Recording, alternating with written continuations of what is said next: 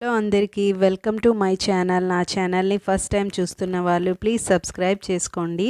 ఇవాల్టి మన రెసిపీ ఏంటంటే కొత్తిమీర కోడి కర్రీ. సో ఎలా చేయాలో చూద్దాము.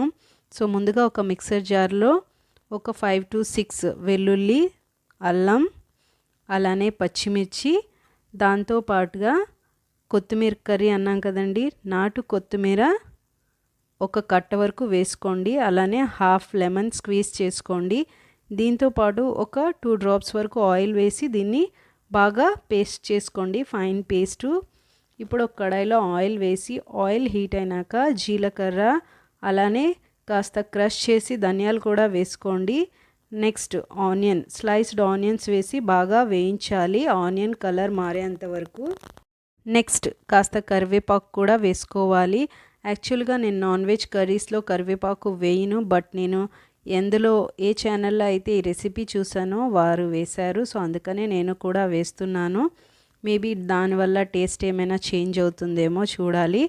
ఇగోండి ఆనియన్స్ కలర్ మారుతున్నాయి. ఇప్పుడు మనం బాగా ఫైన్ చాప్ చేసుకున్న టమాటోస్ని కూడా అందులో వేసుకొని బాగా కుక్ చేసుకోవాలి.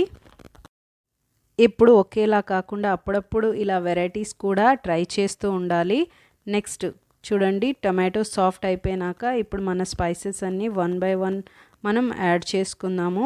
ముందుగా తగినంత ఉప్పు, సాల్ట్ వేసుకుందాం. నెక్స్ట్ పసుపు, కారం, ధనియాల పొడి, అలానే ఫ్రైడ్ జీలకర్ర పొడి వేసుకొని బాగా కలిపేసుకోవాలి.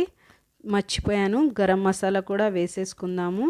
నెక్స్ట్ నేను ఇవ్వండి 1/2 kg చికెన్ తీసుకున్నాను. ఇప్పుడు దాన్ని కూడా అందులో వేసేసి బాగా కలిపేసుకుందాము.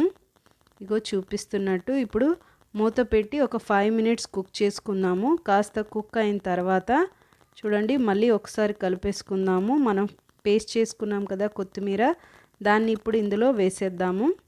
చూడండి వేసేసి బాగా కలిపేసుకుందాం. మళ్ళీ ఒకసారి కలిపేసి మూత పెట్టి ఒక 10 minutes వరకు కుక్ చేసుకోవాలి. బాగా కలిపేసి మళ్ళీ మూత పెట్టి మళ్ళీ ఒక 10 minutes వరకు కుక్ చేసుకుందాము. చూడండి ఆయిల్ ఫ్లోట్ అయ్యేంత వరకు కుక్ చేసుకోవాలి. ఇప్పుడు మనం ఒక 1/2 glass వాటర్ అందులో యాడ్ చేసుకుందాము. ఇప్పుడు మనం ఫైనల్గా ఒక 15 minutes వరకు దీన్ని కుక్ చేసుకుందాము, మన పీసెస్ సాఫ్ట్ అయ్యేంత వరకు. అంతేనండి, మన కొత్తిమీర కోడి కర్రీ రెడీ అయిపోయింది. సో ఫైనల్గా దానిపైన కొత్తిమీర స్ప్రింకిల్ చేసుకుంటే మన కర్రీ రెడీ అయిపోయింది. Thank you for watching. Please subscribe.